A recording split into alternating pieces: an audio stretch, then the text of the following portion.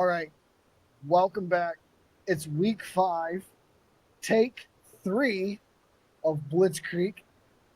Um, things haven't went well. That's why you're going to get this on Friday, not on Wednesday, because we recorded twice yesterday and it just didn't work out. So hopefully today we're able to get it done. So how's things going with Josh today? Going pretty good. I mean, it rained all day here in Tazewell. I hope it didn't do that for you in the dunes of North Carolina. But I am coming to you live from an undisclosed location known as Fort Thompson and enjoying some peace and quiet here at 10 till 10 on a Thursday night, and actually somewhat keeping up with a couple of Thursday night games across the state, as well as a few other things. But glad and hope that this one works out um, as well as we can make it work out with my technology deficiencies. So I'm sitting here in the dunes in Emerald Isle. I have a water bottle sitting on my iPhone so I can have a lamp because otherwise Josh says it's really dark because we did this last year. So in week 4, we had some crazy games go on. Um, One spoiler, we'll call it. Josh thinks it's an upset because to Josh it was an upset. You picked that team to finish number 1 in the Mountain 7. But let's move on. We'll talk about some of those games as we start with these teams and so on and so forth. We're going to start in the Mountain 7 this week, starting with Lee taking on Ridgeview. And when you hear the score, remember, in take 1, this was a surprise. This is take 3. It's not going to be a surprise this time. It's not a surprise for us. It will be for those listening and or watching. Um, so Lee's going to take the arduous trip from Ben Hur to the Ridge in Dickinson County. Um, I think Lee's really good when it plays the smaller schools around it, kind of like Rye Cove, Thomas Walker. They'll dip into the small schools in Kentucky. And it's really been like 25 years since they've had some real relevance in the playoffs. And that was the Satterfield days. And that takes me back to when I was in middle school and Lehigh was really good. And I remember Lehigh playing Tazewell when they first started the school on a Saturday. I think it was 1992. Um, Unfortunately, the Satterfield days, they ran into Adam Davis and a Mance coached Richlands football team that beat them in the playoffs, and that was really the last time that Lee had some serious relevance. Um, that's it's a far cry from those days in Ben Hur. 5-star stadium doesn't get packed the way it used to, um, and let's just say that Lee's offense, they've been able to find the end zone. They're averaging about 18 points a game, which is pretty decent, given the fact that some of the teams that we're going to talk about aren't averaging near that much. Um, the bad news is, especially for this Friday night, is Lee's defense can't stop a nosebleed. They're giving up 37.6 points per game, and that's going into a Friday night game against the Ridge, who's averaging a little over 51 points a game. They're the second highest scoring offense that we're going to talk about tonight. So that's just a recipe for disaster. A bus ride from Lee to Ridgeview has got to be about an hour and 45 minutes. I know by way the crow flies, it's exactly 47.73 miles from 50-yard line to 50-yard line. But it also says from Main Street Tazewell to Main Street in Hurley, it's 33 miles. And we all know that it takes almost 2 hours to get to Hurley, depending on which way you go from Tazewell. Um, I think the bus ride, and I'm not going to get into Ridgeview. all that much. You just need to know that they're averaging 51 points a game, and Lee has given up better than 37 points a game. It's a recipe for disaster. The bus ride to Dickinson County is an hour and 45 minutes. I bet you it feels like 3 hours coming back. Ridgeview 52, Lee 6. Yeah, the only time that Lee didn't get into the end zone was when they played Tazewell in a scrimmage. And that was vice versa. Um, Lee will get probably those points in the fourth quarter when the dogs are called off, but those dogs are still going to play hard, and they deserve to. And as I told you, this is not going to come to a surprise to us. But I have this game at 52-6 as well.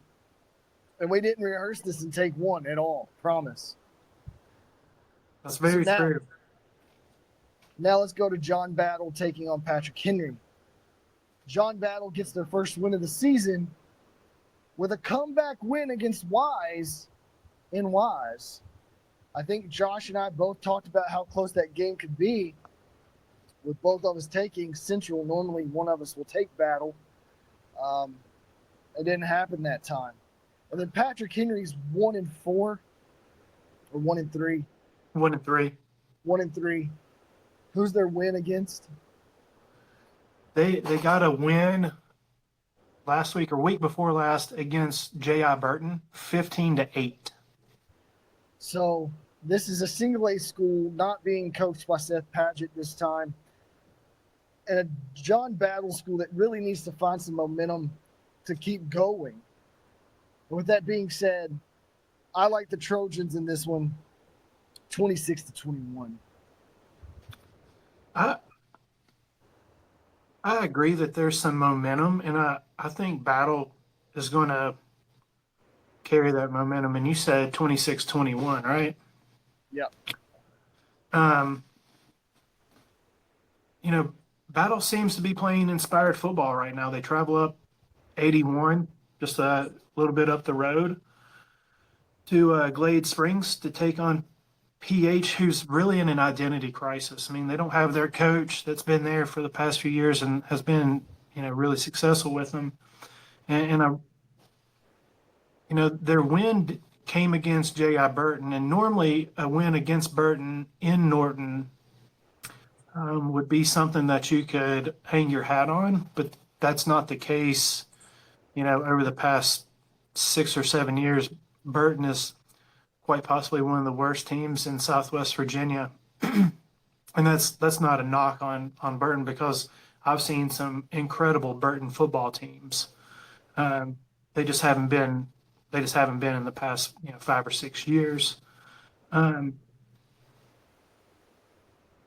2 weeks ago, Battle got rolling in the second half against Holston.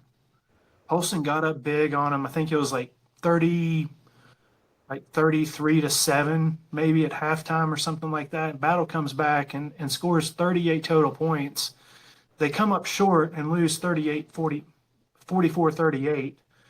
But I feel like that was a real shot in the arm to a Battle team that was, looking to cling to something for a season that could be slipping away from them.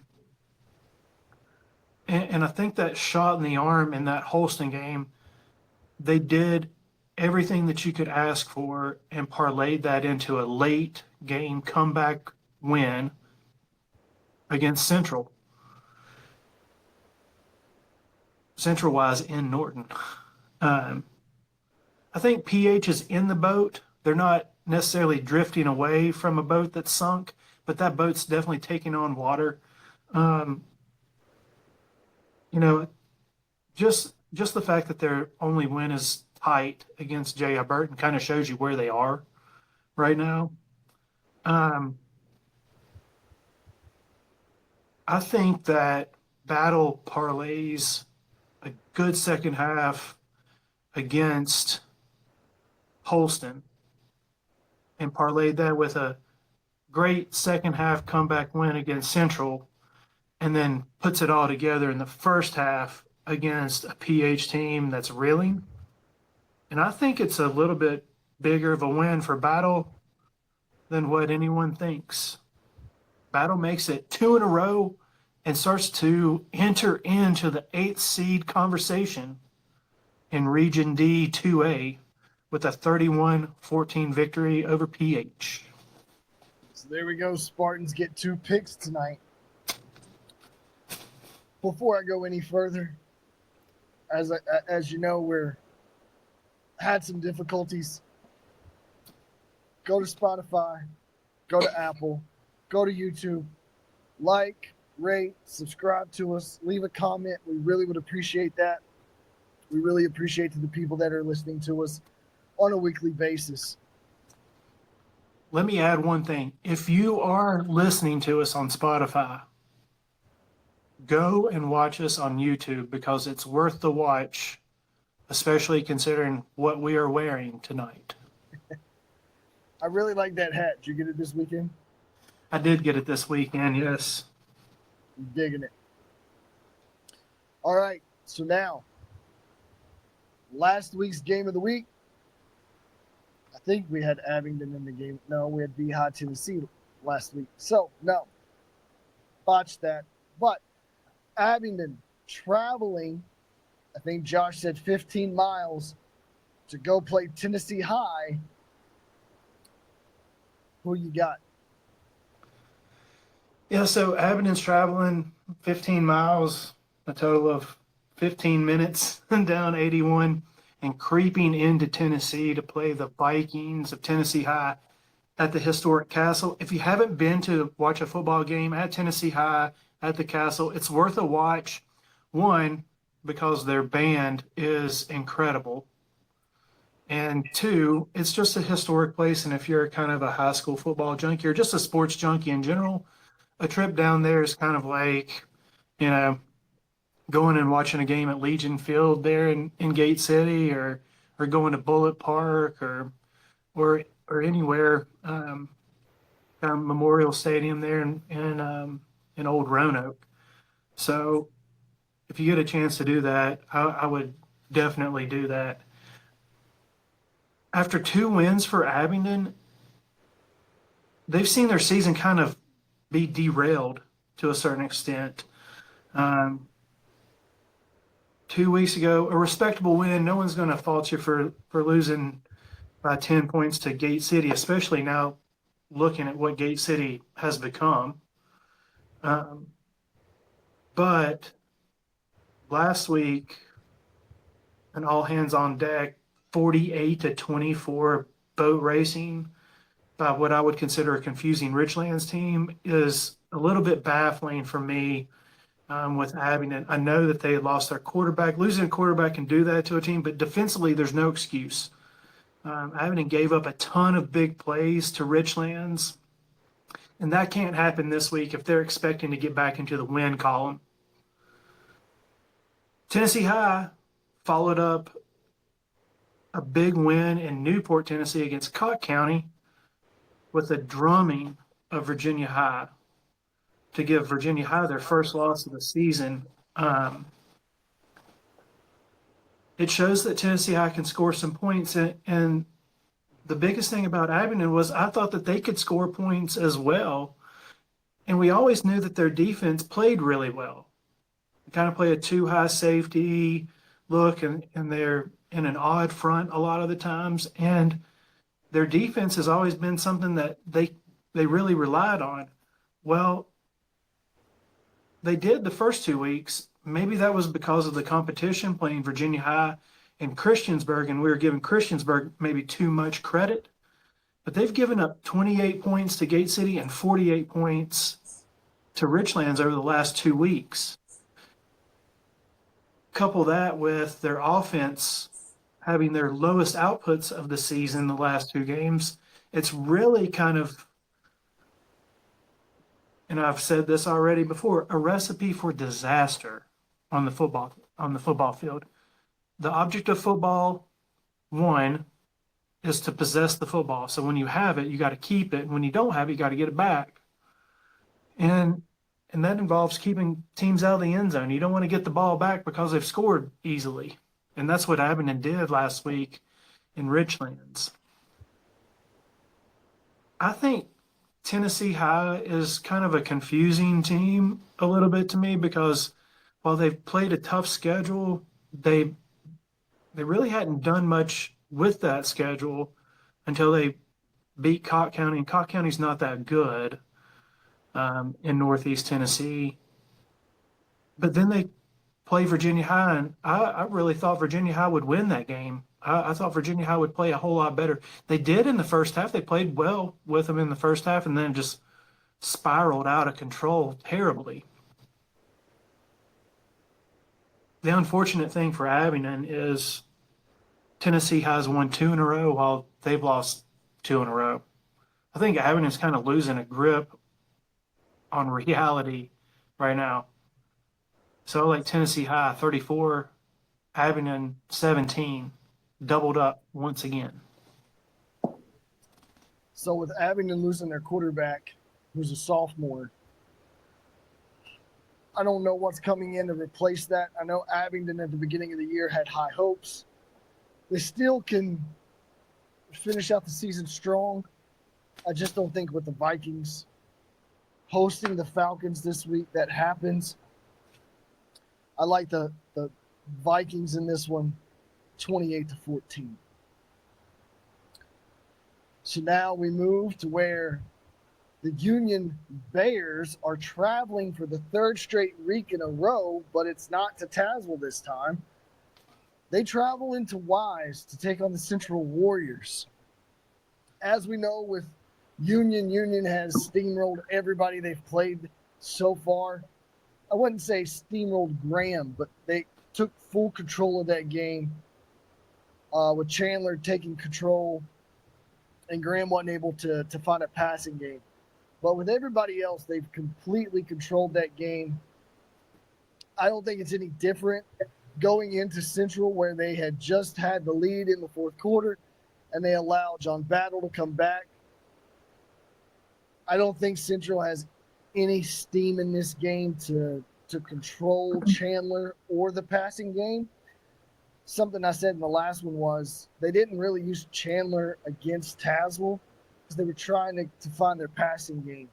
And I forget the name of the kid. I want to say he's like number 9 or 19. He has a cool last name, but he got like player of the game because he had like 3 touchdowns in that game. But I like the Bears in this one, controlling it all the way to the end, 48-0.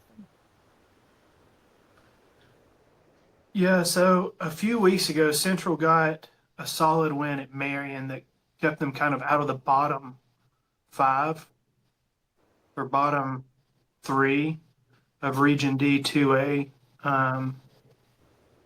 They had a chance last week to make a case for the 8 seed, like I talked about with Battle previously. They had Battle at home. 2 wins at this point in the season. First half of the season, they could have parlayed that into a win against Lee towards the end of October, and then a win against Grundy, which is certainly a possibility given how bad Grundy has looked at the end of the season. And 4 wins, I think, really gets you to the 8 seed, maybe a 7 seed, depending on how the points play out. And, they're Central hosting Battle, and all they have to do is beat Battle, who hadn't won a game at that point. And what they do? They blow a fourth quarter lead and lose 37-21. And it's just like the story of Central's football team since Luke Owens left. And, they had a good run of massive 1,000, 2,000-yard rushers playing in the playoffs, competing against, Gate City and Union, and, being one of the top 2, 3, 4 teams in the region year in and year out there for about 3 or 4 years. And I mean, they beat the dog out of Tazewell 2 years in a row in the playoffs, no doubt about it. But man, they've just kind of fallen apart, and I don't know where they go from here, given the fact that what happened last week, and then you have to come in, you have to play Union. Union held serve at Tazewell for the second week in a row. This time, literally dismantling Tazewell by halftime. I think it's a long night for the home team. I said that for the Central Ridgeview game. I think it's going to be a long ride home, even for the Central kids who are at home. I think it's the same this week. Union 49, Central 6. All right. Our last Mountain 7 game is David Crockett.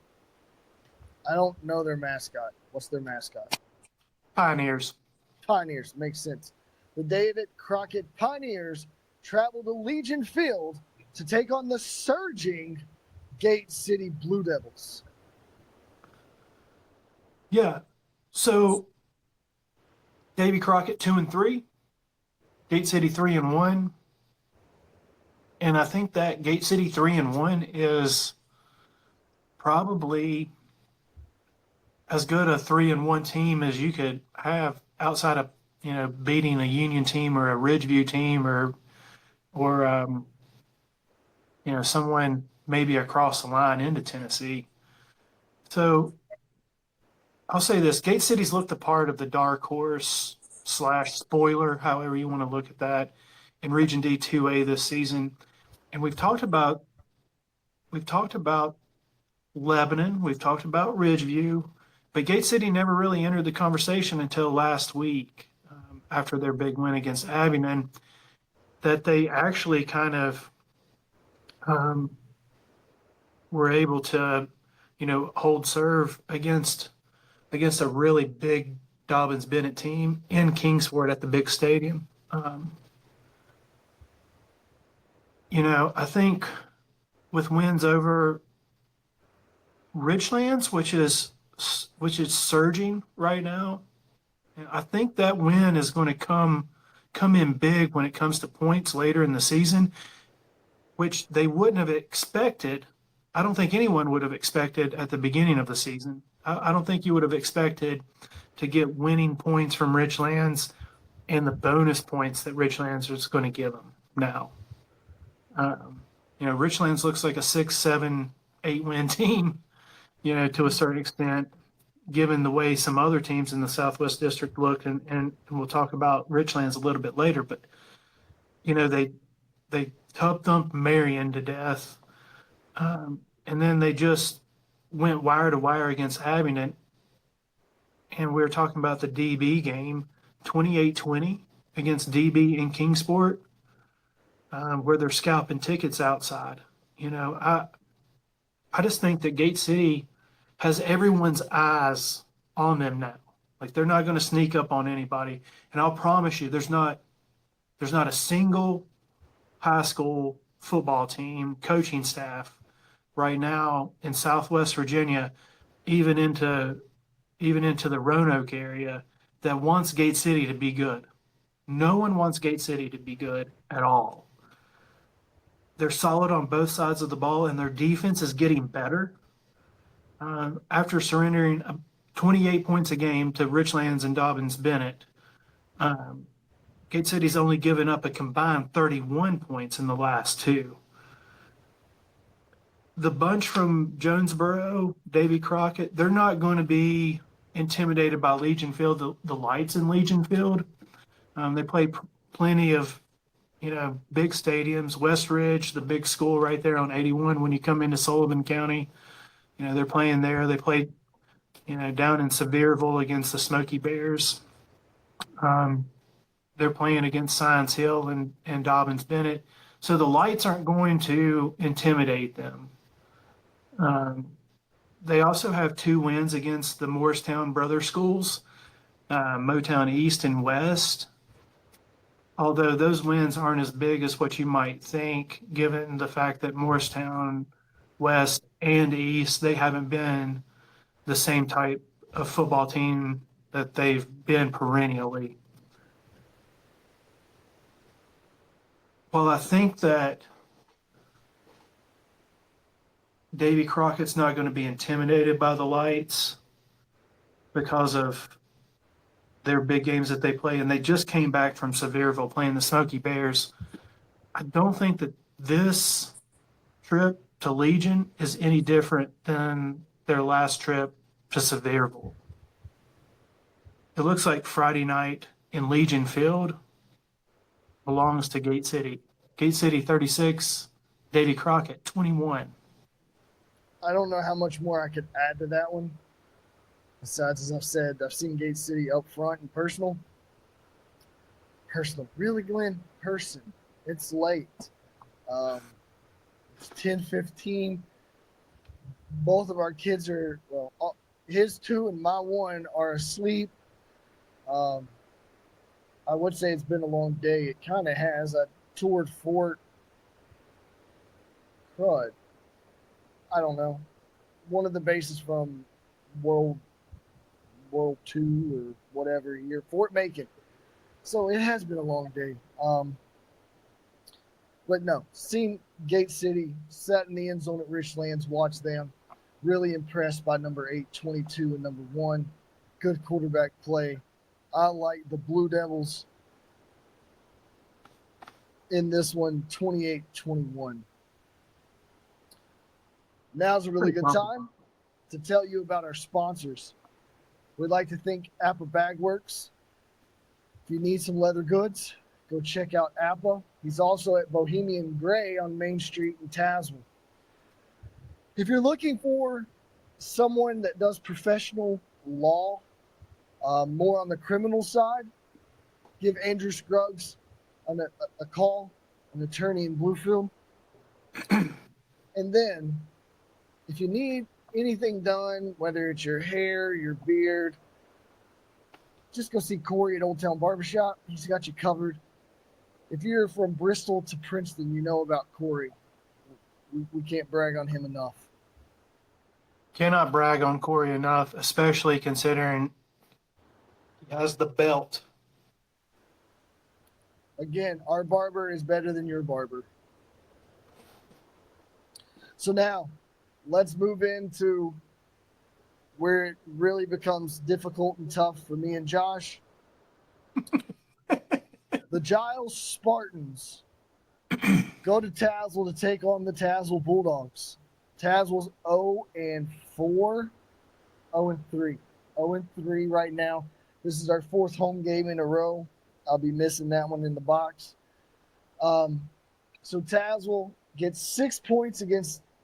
They get into a weird offense against Pulaski. Score 6 points with Cole Price. We never see that offense again. I'm not real sure why. It moved the ball, but I'm not there to know the X's and O's and know who's injured, who's not, why, and what we can't do. Then we go play Grayson County, and we get a field goal.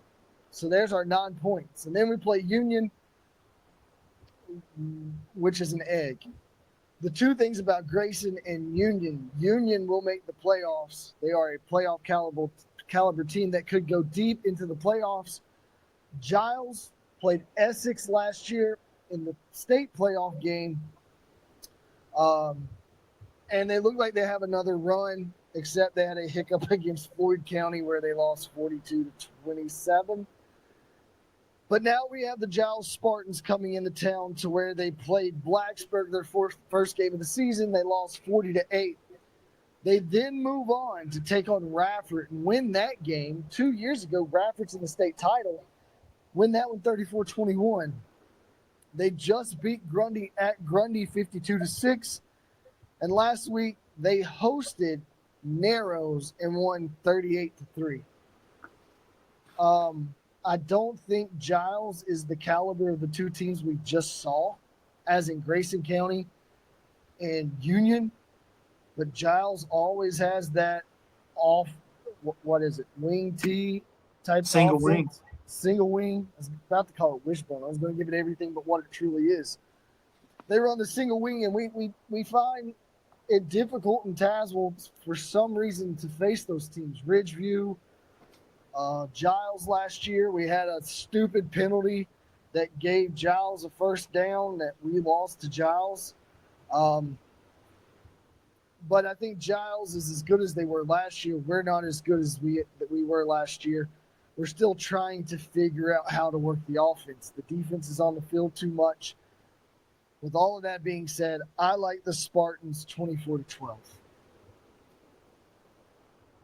Yeah, so a rundown of Giles' schedule and scores, I think, is pertinent to give an idea of where Giles is. And I think Giles is a better football team this year than they were last year. Basically, after a week one 40-8 beatdown by Blacksburg, who's 4A, by the way, 1A Giles has 3 straight wins by an average of 29.6 points per game. And that, like you said, included that win against Radford, who 2 years ago was state champions. Radford's not the same team. They fell off massively last year. They're falling off again this year, even more than last year. That's a different team.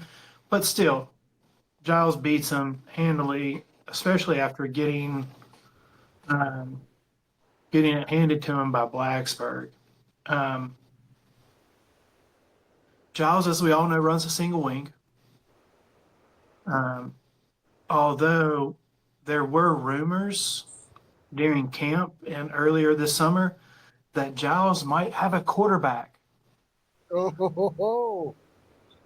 Those rumors were stomped out by the old men that watched the practices up on the hill pretty quickly.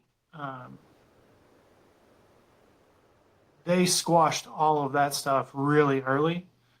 So Giles does not have a quarterback. They just have someone that calls the plays in the huddle and then barks out signals as a halfback. Tazzle's quote unquote riding the struggle bus. I mean, Tazzle's averaging 5 points a game and giving up 40. I mean, is there another stat that needs to be talked about?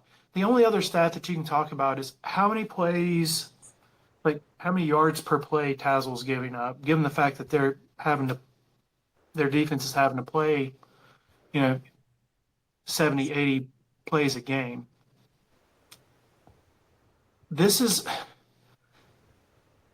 We don't perennially play Giles all that well because of that single wing, because we don't play it all the time. We don't play against it all the time. So we don't have this like historical thought process on how to stop it. And the single wing is different than the wing T. Let it be known, the single wing is not the wing T. The wing T is not the single wing, and they're not translatable for the most part. It's almost two totally separate offenses. A lot like if you saw a pro style offense and you saw a spread offense. They're two totally different thought processes. It's not the same thing. Last year was the first year that we were able to play Giles and really hold them under, 30 points. Even when we played them at home 2 years ago, we scored 68 points, but they scored 40. It was like 60 something to 30 something. We didn't do a good job of stopping them, but last year we did, and I don't want to tell insider secrets, but there is a way to understand how Giles runs their offense. And it's predicated on who makes a tackle, and if someone's making a tackle, then you run the play off of this. And I think Brandon and I had a really good scout and really good analytics on Giles. And I think that's something that Tazzle can go into this game, and it's homecoming. That's For right. what to think about that. I had no idea it was homecoming until I opened up the door this afternoon or this evening and heard the band coming down Main Street from Fort Thompson. So, there is some historical data now that we played Giles so many times over the past 4 or 5 years that we can really figure those things out defensively. The problem is offense. Man, you, if you can't pick up first downs and stay on the field, it's tough. Um, I think the D plays really well for a half or maybe even 2.5 quarters, but in the end, it's too much of the run game from Giles. I think Giles is actually a really good football team, and I think they're going to make some noise in Single A and Region C a little bit more than what people may think, especially given the fact that they almost beat Grayson in the first round of the playoffs. And what I really thought Giles would pull that upset. I like Giles in this one as much as it hurts my heart to say. 49, Tazewell 10. And when you talk about this game, and you said, what else could we talk about? You can talk about turnovers and penalties. Those really have affected us when we've had momentum going down the field. One of those two have affected momentum for Tazewell in the first two games. The second game, or the third game, we had some momentum, but that was later on in the third and fourth quarter. Listen, if you don't take care of the football, it doesn't matter how good you are. It will absolutely eat you alive in the end. And I really just I don't know if listen, every coach preaches, ball security, ball security, ball security. But until you can preach it, you can practice it. But practice doesn't make perfect. Practice does not make perfect. Perfect practice makes perfect. So you can go out there and run drill after drill after drill. But if you're not doing it correctly and you don't actually take it serious, then it doesn't matter. Because the other team on Friday night will take it serious and they're not going to feel sorry for you. Tazewell's, we've scored a ton of points over the past 5 or 6 years. Jamie was relentless in that. And sometimes those things, sometimes those things even themselves out. Right. All right, so what people might think would be our game of the week, it's not. You have the Graham G-men who come into this game 1-2 to take on the Princeton Tigers in Princeton, who are undefeated at the time. Yeah, so Princeton's 3-0. Graham is 1-2, but on my notes right here, I have an asterisk as a 1-2 team. Graham's 0-2 in games that they've played. Now, granted, if they had played against Galax, they would have won that game. There's no question about that. I'm not questioning whether or not Graham would have won that game. They would have handily. But their one win is against a team that they didn't have to play. I don't think that ever helped Graham. I mean, we're talking about we're in week 5, and actually Virginia High, they're 4-1 right now. And they played 5 games, and Graham's only played 2. Princeton is officially the number 1 team in the state of West Virginia in AAA. I checked that out on Hoppy Kercheval's Metro News this afternoon. Shout out to Hoppy, Kercheval, and the Three Guys podcast. Princeton has a win over Capital, 28-7. They scorched Bluefield, 51-6, and then they beat an Oak Hill team who is top 10 in 4A, 56-20. Princeton's averaging 45 points a game. But check this, they're averaging 53 in the last two. Their defense is giving up 11 points a game. However, it did surrender 20 points the last time out against Oak Hill, who, once again, the Oak Hill Red Devils, I think they're number 8 in 4A in West Virginia. Graham's offense, on the other hand, is averaging 8.5 points a game.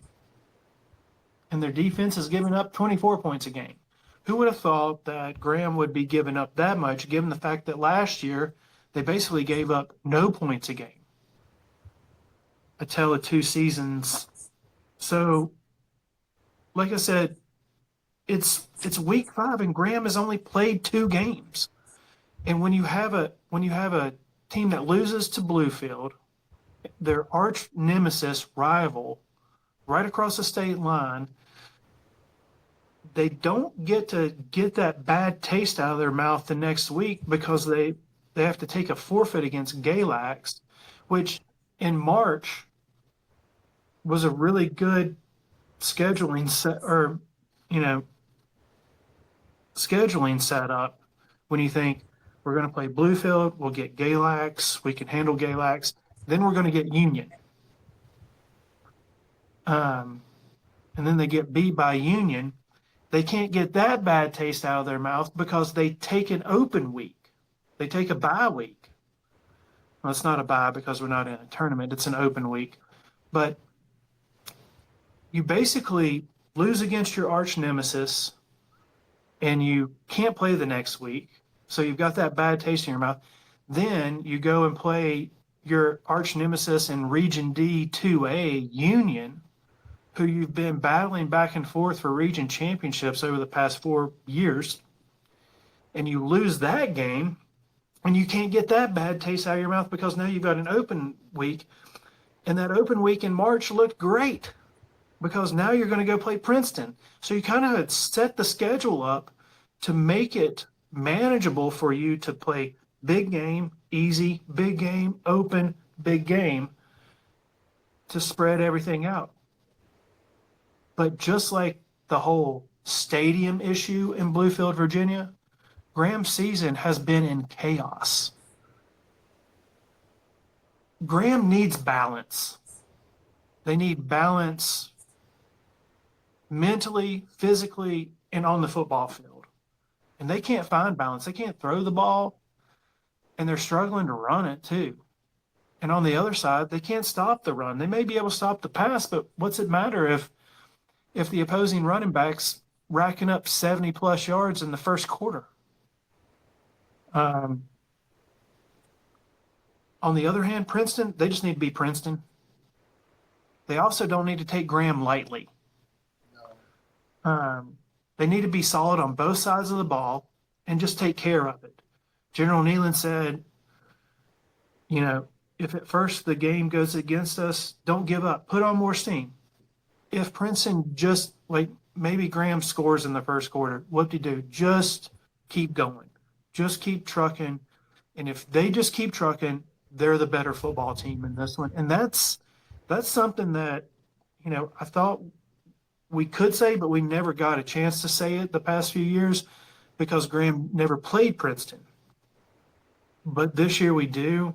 I think Princeton is by far the better team. I don't know where Graham goes with this. I think Graham is going to be 1-3, and they will be 0-3 against games that they've actually played this season.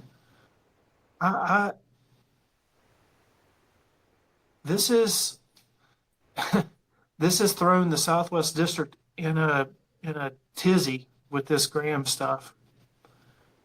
I think Princeton wins big, 37-14.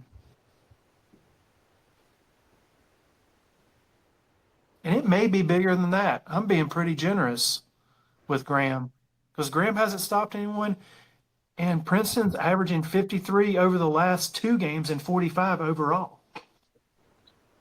So with Princeton, I think this is the best quarterback Graham will see all year. I know they got Mike Reese coming up, but I think this cat is the real deal. I know Mike Reese is too. He's already signed to play at UVA Wise. But the kid at Princeton, um, I mean, he's a senior this year, just like Reese, but he's putting up big numbers. And He's he's doing it going to be against bigger competition too. right. And Bigger. he's going to be able to find some holes. His guys are going to be able to get open at times. Um, and they got a good run game. But when you look at Graham, as you said, the passing game's not there. And they've put in the younger Palmer brother. And there's times that he looks really good. He can make some good throws. And when he takes off and runs, he opens up a whole nother dynamic for him. But it's not consistent at times. And I hope that I really like the younger brother when he was at GIS. I really like him. So I hope that he's able to get something going to help his confidence and boost him up. But right now, this is not the team to do that. And the run game is not going to be as effective in this game, even though there's Lilly and Palmer there to run the ball. Again, we haven't made it to the Graham Princeton game in our 2 recordings. I like the Tigers 36-17. Hey, listen, I actually erased my score because I was going bigger than 37-14. Just the fact that Princeton, I think Princeton has been licking their chops waiting for this because for so long they've had to listen to, you know, the people in Bluefield, Virginia talk about how good they are and how they win state championships, and Princeton's never won a state championship. There's a reason for that because if they ever get to a state championship game like they did a couple of years ago, they have to play a team like Martinsburg, who is basically 3 times their size. So, you know, Princeton, until West Virginia split into 4As last year, it was pretty tough. And then then you throw in the fact that Princeton has to play Herbert Hoover in the playoffs, who ends up upsetting them. But I think Princeton's been waiting for this moment, and I mean they put up 56 against Oak Hill, and Oak Hill is rated by Metro News because West Virginia does a whole rating system with the AP. Oak Hill is like number 8 in 4A. Their only loss is to Princeton, 56-20. And And the as fact that and the fact that Princeton beats Bluefield 51-6, 51-6, and Bluefield beats Graham. So there is some like 7 ways to bake in logic here. I was just trying to be kind of conservative because I do think that Graham's defense is good. They did hold Union to only 28 points. And Union's, it was what, 14-7 at halftime. So yeah, there is a possibility that Graham's defense holds steady in there. But in the end, I think if Princeton gets a chance to run this thing up, they're going to run it up. So it could get out of control. If Graham can't move the ball, it will get out of control. If they don't score, 7 points in the first half, it may be 35-0 at halftime. It could be bad. now and I was going to say really quick, as Josh said, if you know nothing about West Virginia football, and I'm talking WVU, Tony Caridi, who is the play-by-play announcer, he's on Three Guys Before the Game. So is the Senator, which is Brad. But then you have Hoppy Kirchable. And whether you're a WVU fan or not, that dude has wrote for the Metro since the 70s. He has just retired. That dude knows West Virginia football from collegiate to high school through and through. And when he puts you up there, it is very respectful and he means what he says. So thank you for shouting out Hoppy on that because that man does deserve the respect he gets there. So I give you a shaka back. It's on my shirt. There you go. All right. Um, Now, Virginia High traveling to Grayson County after licking their wounds, where we thought it might be a game with Tennessee High. The Bearcats right now are sitting number one in the Southwest District. But Grayson County still is pretty good. I mean, they're both coming off losses. They both need a rebound. I don't know much more to say about these two teams. Um, we don't know if there were injuries or not, but I still like V High in this game by a touchdown, 28-21. Yeah, I think this will be a good football game. So Virginia High's 4-1. We just talked about Graham, who is basically 0-2 in games that they play. Grayson is 2-2, and they're kind of confusing as well. I mean, they beat Carroll handily, and then they come up to Tazewell and just dismantle Tazewell, which I think might be a theme going on throughout our season. And then they get blasted at home by Floyd. And full disclosure, I'm not real up to date on Floyd and what they've looked like. I did watch film on them a few years ago, a couple times, because they played Fort Chiswell and that sort of stuff. But the question in this game, I think, is which V-High team do we get? V-High is averaging 32.2 points a game, and their defense is giving up 16 points a game.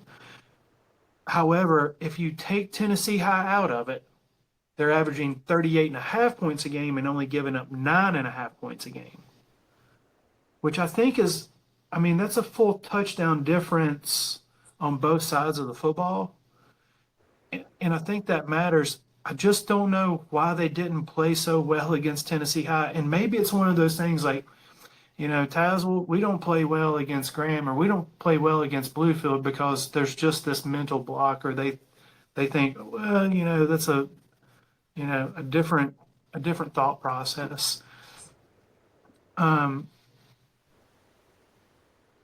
Tennessee High game is just kind of disappointing for me. I guess maybe it's not confusing, but it's disappointing because I really thought that Virginia High had a shot at being 5-0 at this point.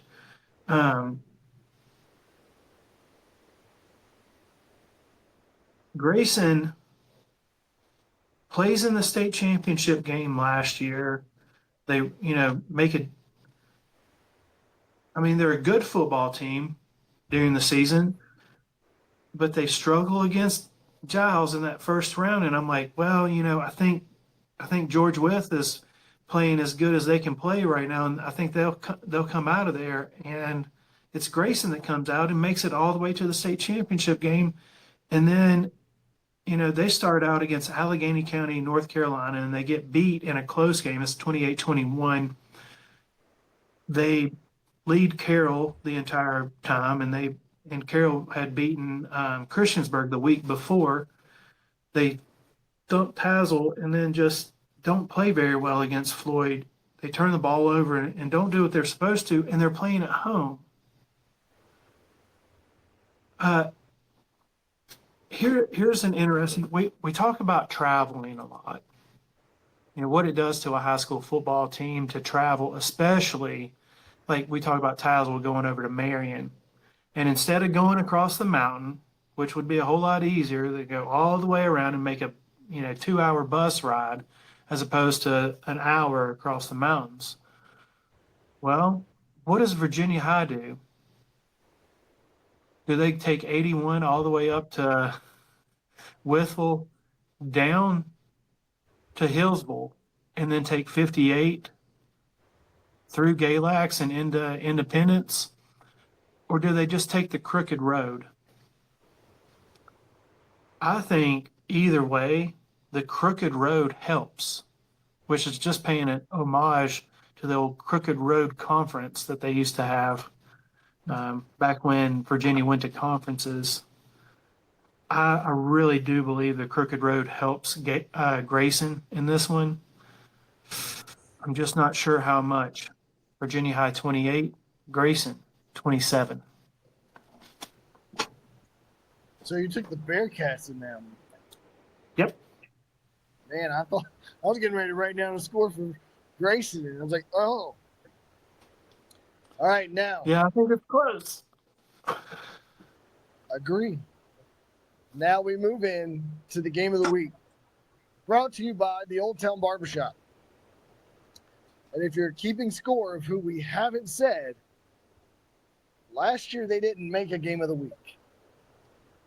The Richlands Blue Tornado, who are surging at this time, go in to Pioneer Field to take on the Lebanon Pioneers and Mike Reese. Now, my take on them,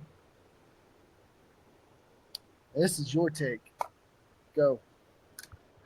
Hey, I'll take it. I like the fact that you use the word surging because that's what Richlands is doing right now. A 2-2 Richlands team takes this show on the road to Russell County to visit a Lebanon Pioneer team that is quite possibly the best team that they've had since the early 90s. Richlands is surging right now after 2 high-scoring wins. The most recent, a massive sea-changing, from my perspective, sea-changing win against a question-filled Abilene team. This is definitely the best that Richlands has looked since the end of the Mance era.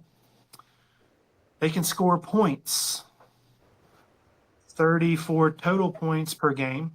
However, they've scored 45 points, average 45 points over the last 2.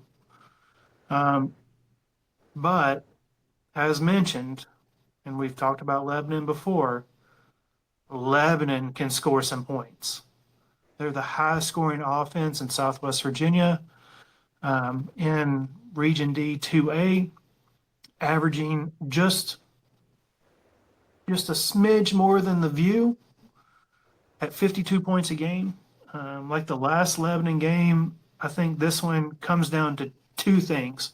So last week when we talked about Lebanon and Rural Retreat, both teams were averaging 50 and 40 points a game. I think Richlands looks a lot like Rural Retreat in that respect. They score some points. They also give up some points. Richlands is giving up an average of 29.5 points a game. But Lebanon's doing a little bit of the same thing. They're giving up an average of 23.25 points a game. I don't think that this has much to do with the offenses. Like last week for Lebanon, this has more to do with the defenses.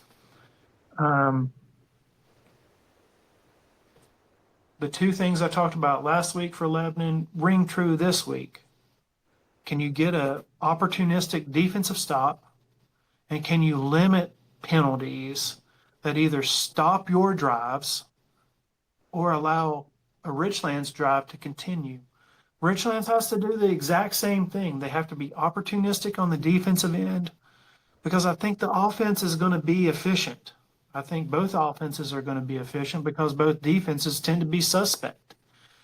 So you have to be opportunistic when you have a suspect defense, and you have to limit your penalties that keep drives alive when you should get off the field, or kill your drives when you should be picking up a first down. The worst thing that you can do is, on 2nd and 7, run a play, go pick up 10 yards for a first down and have a holding penalty. And now it's 2nd and 17, you're behind the sticks and you throw an incomplete pass on 2nd down, your second down, and now it's 3rd and 17. And an opportunistic defense like that knows that you're going to throw the ball, and maybe they bring pressure or maybe they drop and you get goaded into a mistake. just the fact that this is the best Lebanon team since the early 90s. And in the early 90s, they won a state championship when they dropped down to single A Division Two, which is the equivalent of being 2A now. It used to be Tazewell and Lebanon were 3A. We were 2A Division Three. But just the fact that Richlands, this is such an intriguing game because Richlands is playing so well right now. And there's a part of me that's sitting there going, the last thing you want to do, just like talking about Gate City, is let Richlands believe that they're good again. Because a Richlands team that believes that they're good will be good. Lebanon, on the other hand, they might think that they're good, but they thought they were good last year. And what did it parlay itself into? A first round loss in the playoffs and losing 3 straight games, Virginia High, Tazewell, and then Virginia High again. I think there's some doubt that creeps in the first half against, with Lebanon, because I think Richlands just keeps scoring points with them, a lot like what Rural Retreat does with Lebanon. The only difference this week is Rural Retreat and Lebanon believes that they're much better than Rural Retreat. I'm not quite sure if Lebanon believes they're a whole lot better than a Richlands team that has dominated them for so long. And a lot of these kids have grown up watching Richlands dominate. So that doubt creeps in. But like I said when I was talking about Richlands in the preseason, it's not Richlands' offense that's going to breed success for them. It's their defense. And I think it lets them down. Lebanon 48, Richlands 38. So, start with Lebanon. So, Lebanon plays Royal Retreat. The final score 64-26. But if you would have looked at that game in the third quarter, Royal Retreat was in the game. Like, it was a close game. Marion 53-22. Patrick Henry 42-14. That may be all they have. And they played Honaker and won 49-31. 49-31. And that game as well was a close one, just like Royal Retreat. They were able to come with big scores in the fourth quarter. Richlands, on the other hand, V-High, 2 turnovers cost them the game. Gate City, 1 big play, 2 turnovers cost them the game. They now have come back and won the next 2 games and done it pretty well. And now they're doing what they're supposed to. They're learning the offense that Bill Dudley is helping run down there.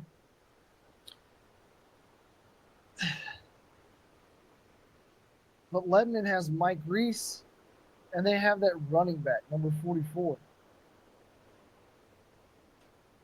I really, really, really, really want to pick Richlands in this game. The only thing that keeps me from doing it is the V-High game. Losing to Gate City is a good loss. V-High, still don't know. Yeah, you're number 1 in the Southwest District, but you lose to Tennessee High, and it wasn't really a showing.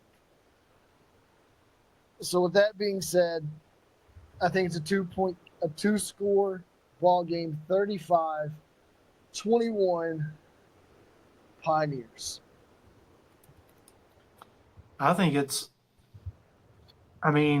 you've got a bigger margin of victory than I do. I just think I think both teams score more points. Lebanon's averaging 52 points a game. And like you said with Rural Retreat, if you're following that game late in the third quarter, it's still a tight ball game.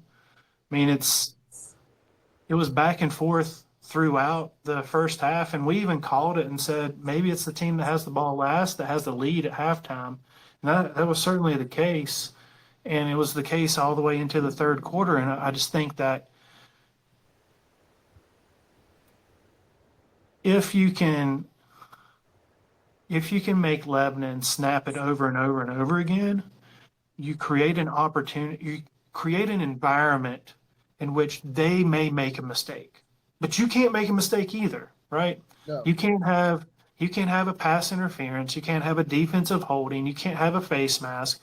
You've got to play clean football and make them snap it over and over and over and over and over again. One of the biggest things that we always talked about a long time ago when there was the old Piedmont district is you had like all the Martinsville schools like Martinsville, Philadelphia, Collinsville. You had those teams that we had to play in the playoffs, and we always talked about how we got to make them snap it over again, snap it over and over again. The more times they snap it, the more likely they are to make a mistake, because they were just used to like scoring at will with big plays, and that's what Richlands has got to do to Lebanon, and that's also what Lebanon's got to do to Richlands to try to stop some of this momentum. I mean, you're talking about Lebanon scored 53 and 64 in the last two, and Richlands has scored 42 and 48 in the last two. And there was a point in that Richlands and Abingdon game where Richlands scores on a long pass play, kicks it off to Abingdon. Abingdon runs it back for a touchdown. Abingdon kicks it off to Richlands. And then on the first play from scrimmage, Richlands throws another touchdown. Then Richlands kicks it off to Abingdon, and they run it back for a touchdown. Richlands can't do that. No. On special teams. They can't give up, 2 kickoff returns for touchdowns because it's going to be hard enough to stop Lebanon on offense, let alone giving up scores on the special team side of the football. So Richlands has their work cut out for them. All it takes is for an opportunistic defense to get a couple of stops and for the other team just to have some untimely penalties, which is quite possibly the case in any football game in high school. So, I think that this is a really good football game. It's certainly the game of the week, given the offensive prowess of both teams coming in over the last two. I mean, really Lebanon all season long, but Richlands really stepping it up over the last two, scoring over 40 points a game. I think this is going to be a heck of a football game. And when Richlands is good, they take the show on the road, and it's going to be a packed house over there in Russell County in Lebanon. All right, so 3 teams. I'll take 2 of them. You know which one you've got. If you're following Single A, this week, Rock Cove takes on Castlewood. That should be a fairly easy game for Rock Cove, considering they played North Botetourt and they handled themselves. That was a benefit game. And then Eastside takes on Bland. As much as we love Bland over here, because you don't know if they're going to have a football team year to year, Eastside should have a easy win there. So if you're following Single A like we've been talking with Grayson and Giles and a couple of others, there's 2 teams that should have easy wins this week. And now we know who Josh is going to fill us in on. Yeah, so Hidden Valley, I had it written down, and I don't have those parts in my notes. Especially given the fact that this is the 3rd time we tried recording this. But I'll give a better update on Hidden Valley. Hidden Valley last week got beat 63-0, and I'm pretty sure that they're taking on William Byrd this week, which is a conference game. And I also said that Hidden Valley was 4A. They just got reclassified down to 3A. I don't think that makes it any better for them. other than the fact that now they're going to be a 3A team playing 4A teams in the Roanoke area, it's not going to change much for them. Just keep them in your prayers. Keep them in your prayers. Hopefully, they can find a victory in there somewhere. But yeah, 63. I think it was 63-0 last time out, and the prog the prognosis for this Friday, and I'm pretty sure they play William Byrd, is not good because the Terriers are going to terrorize them up and down the field. And now the big question: what are you eating on Friday night? Because I'll pick a place in Tazewell, but where I'm sitting, there's already plans to go to Fish Hut. So Fish Hut is on Friday night. So what do you got? Well, I really don't think that you can if you're coming from Giles, um, and you want a good place to eat, pregame, with a good atmosphere. You really can't beat the Wayfair. I think that get there early, get you something good to eat, and then ride on over to the stadium. You can't go wrong with the pork belly with some pimento cheese. So that that's where I would go, and that's where I might be on Friday night. Although there is a part of me that's sitting there going, I'm going to go with my daughter to gymnastics on Friday and take an old quarterback out to dinner and TJ Kitts, who is now doing his veterinary residency at Virginia Tech. So there might be a chance that I slide on down to Blacksburg and check things out in Blacksburg. So where would you eat in Blacksburg? Um, there are a few places to eat in Blacksburg. I really love the cellar going down underneath. Their pita pizza is on fire.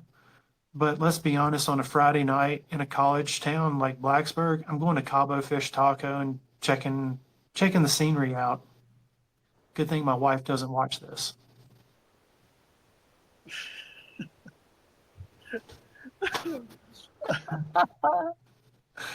So from there, on my end, uh, I'm gonna go get maybe some. They would be fish tacos, but I always have them changed over to chicken tacos with just normal pico and not the mango pico at Elmar's. But you can't go wrong with Elmar's and Tazzle. Get you some good Mexican food. So before we end this podcast, Josh, got anything to end with? Um, if you're on Score Stream, if you're trying to follow something, especially if you're a two A follower, Thomas Jefferson, Richmond, the Vikings, check them out. And then Armstrong, which is also in the Richmond area. They're the two AA teams that you need to keep an eye on that side of the state. All right, there you go. And as the barter always says, if you like us, talk about us. If you don't, keep your mouth shut. Thanks, Josh. Thanks, Glenn. Go Vols. Go Flames.